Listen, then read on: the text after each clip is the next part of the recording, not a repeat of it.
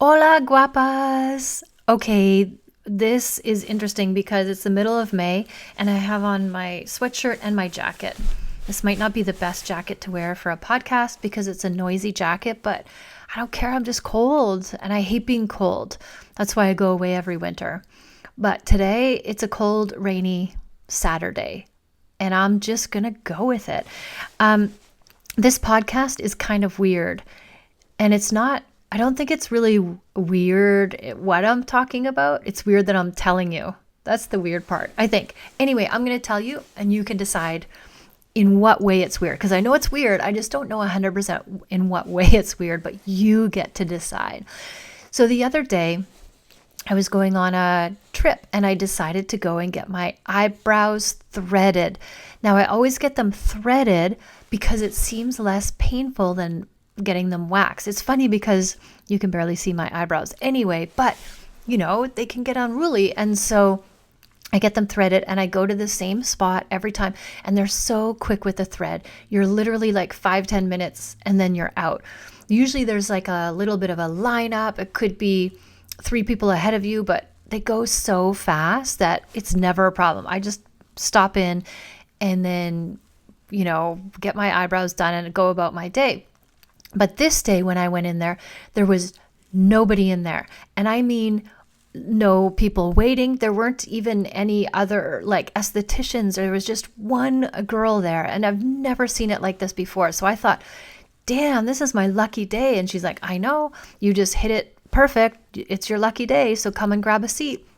And I don't like getting my eyebrows threaded. Who does? But like it's painful, but only for a really short period of time. That's the good news, right?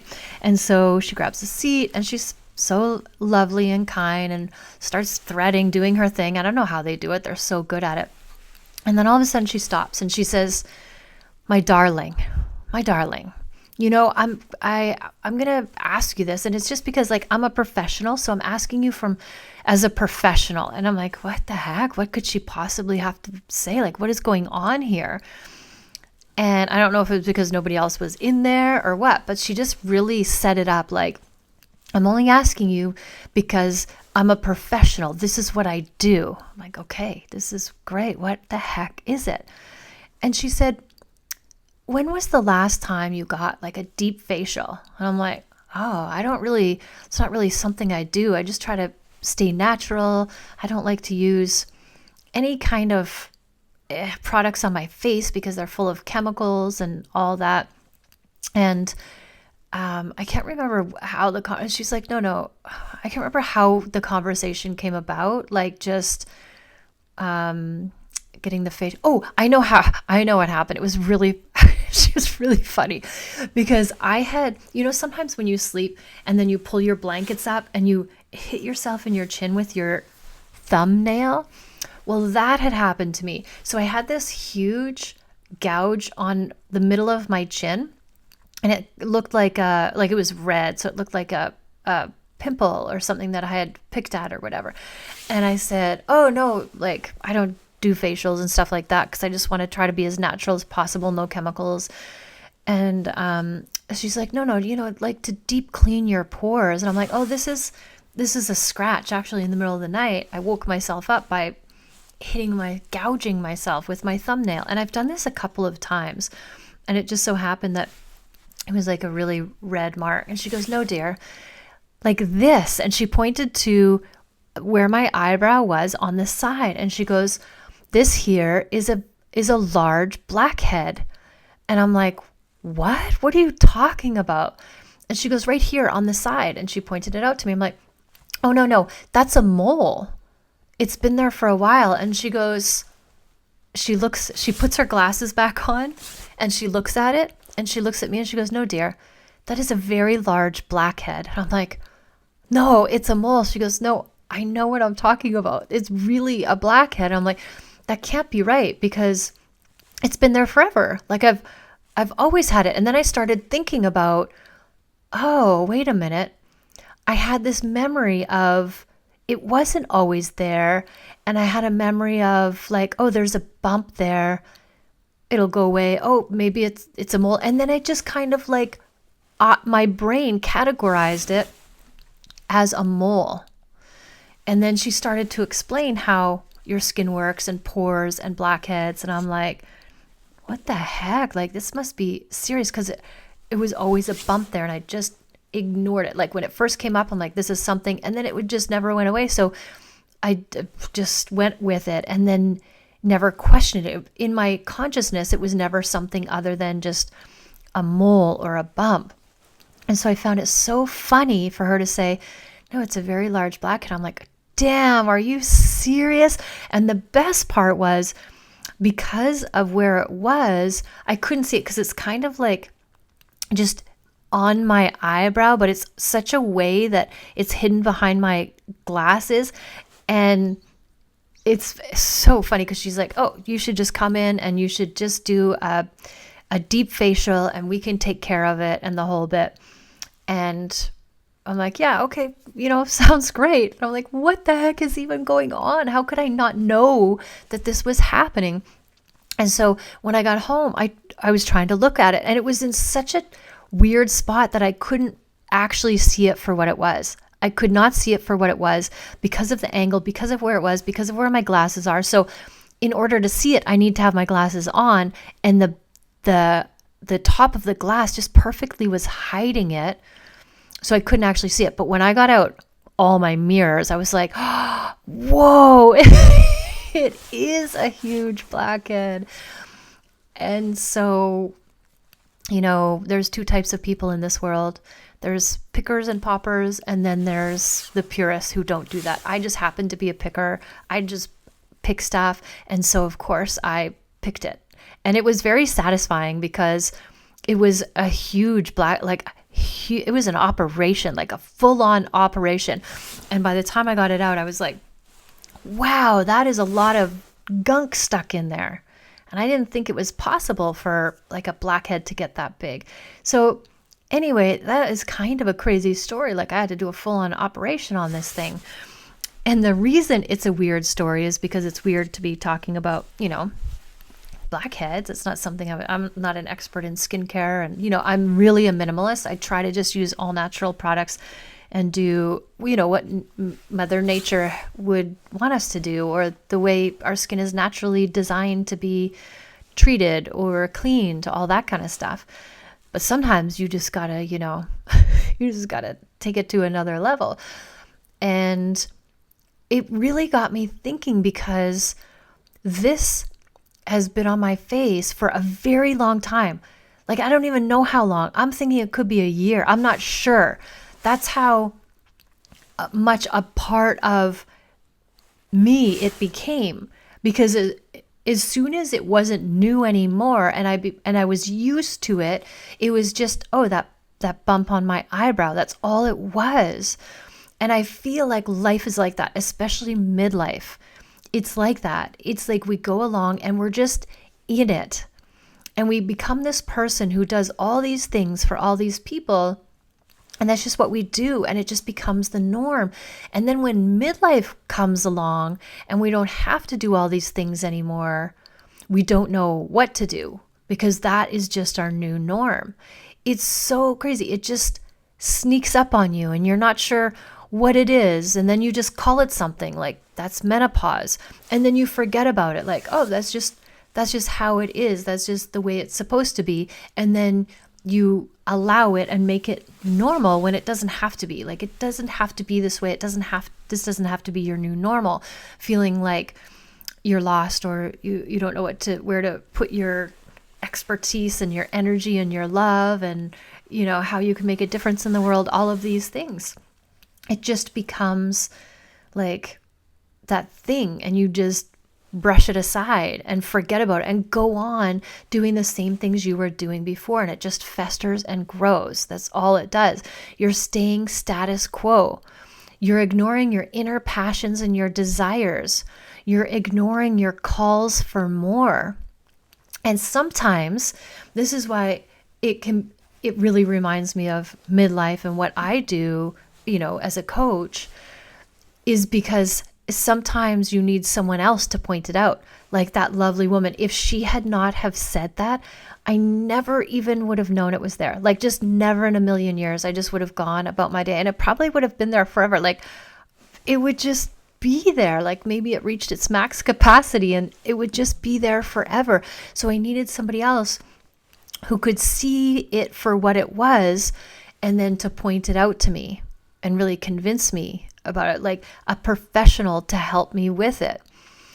And that's why I feel like in midlife, we need someone or something. We need a group, we need a coach, we need,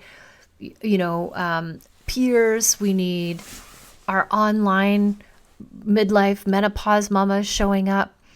Because if we don't have other people pointing out to us going, look, girl, this is what you're creating for yourself, only because this is what you've always done. But there's so much more out there. And when you can have somebody show you what it is so that you can pop it in whatever way you need to, it could be you popping it, it could be that a professional popping it, it doesn't matter. But it's having the awareness about it that is critical. The awareness that, hey, everything has changed now in my life, every single thing. And I want to create something new, but I don't even know how to get rid of the old before I heal and start with the new. And that's what midlife is another journey about discovering who you are and what lights you up. Like, for me, I find, because I'm just so curious and I'm a free spirit, I'm here for all of it. I want to discover all of it. And the biggest thing I feel that would help us the best is communities, being in communities of like-minded women who are going through menopause. So you're not alone. I too had a blackhead that I didn't know about, and somebody else helped me. Like, the more we talk about it, the more we can see that this is a part of life. This is how it goes, but it doesn't have to be hard or bad or really like arduous. It can be very, very, it's different for everybody. And some people really go through it. They really do. They have all the things because there's so many variations, right?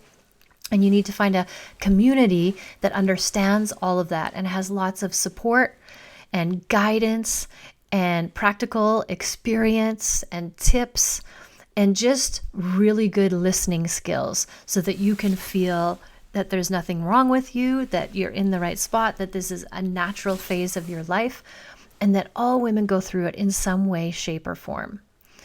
And that's why I found this whole experience that I had so fascinating, because I'm like, damn, that blackhead is just like midlife. You don't know it's there. You don't know that you're struggling to find your purpose because you just keep going about your day trying to do the same things. For me, I take it as like a whole new beginning, like just anything that I want. I'm starting from scratch. I can be, I can do, I can have, I can create anything that I want. And I have never loved life as much as I do in this phase of my life because I am going for it. Everything that really lights me up, I'm doing more of it. I'm making those my priorities.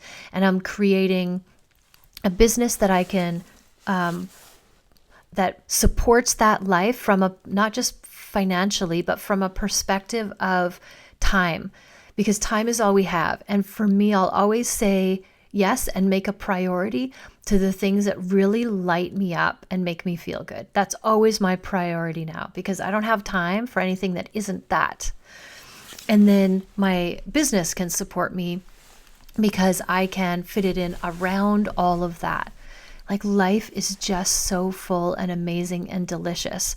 And I want to make sure that you're not walking around with the same blackhead that you can't see. I want you to check yourself, like really be curious in the kindest way possible. Be curious and ask yourself the best questions possible, because the quality of life that we live is dictated by the quality of questions we ask ourselves and by the people we hang out with. So I am always elevating the people I hang out with. I love to hang out with people who are where I want to go, like people that are next level, people that have already done what I want to do. Because when you're hanging out with those type of people, that's the energy that you're vibing at. And that's how you're going to raise your vibration and your energy, and you're going to be showing up like a boss as well.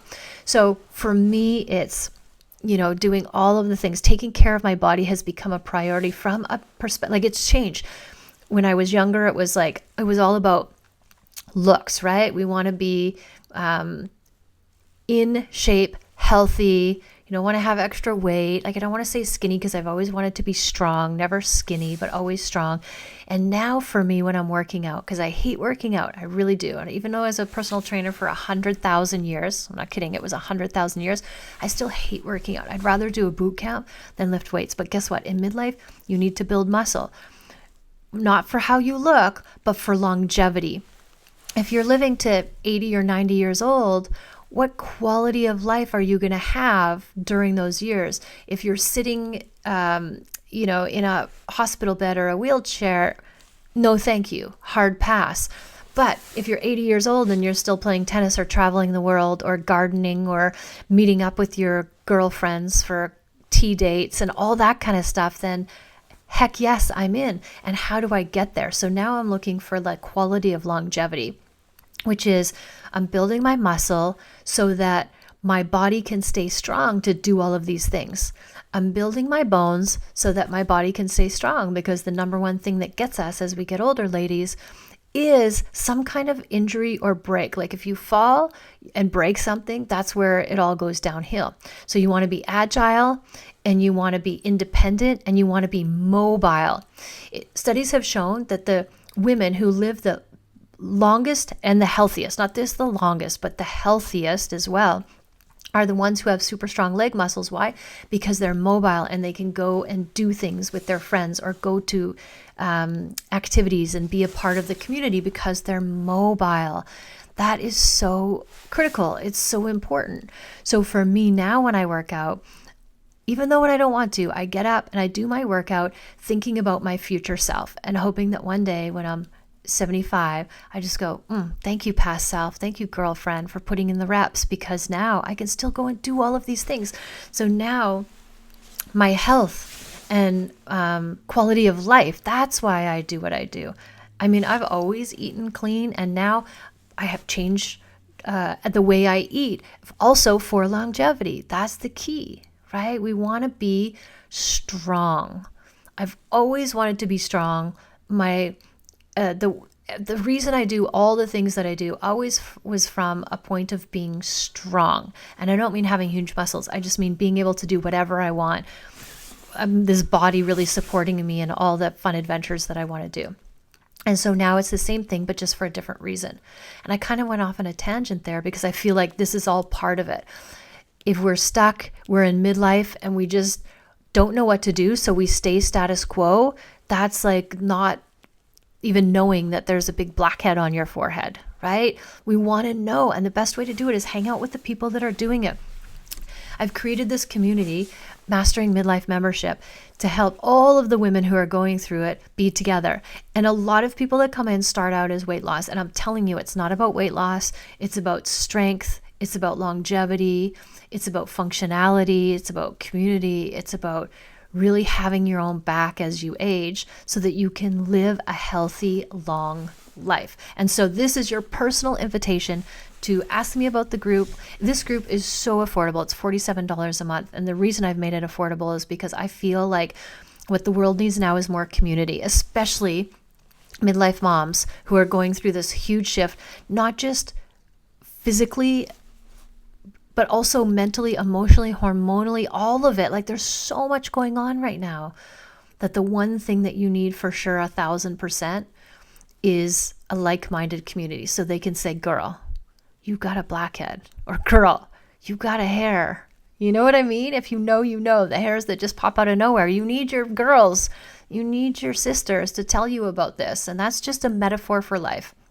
And that's why I wanted to do this podcast about it, because that's why it's so weird that I'm talking about this. But as soon as this happened to me, I'm like, this is just the best metaphor for midlife ever.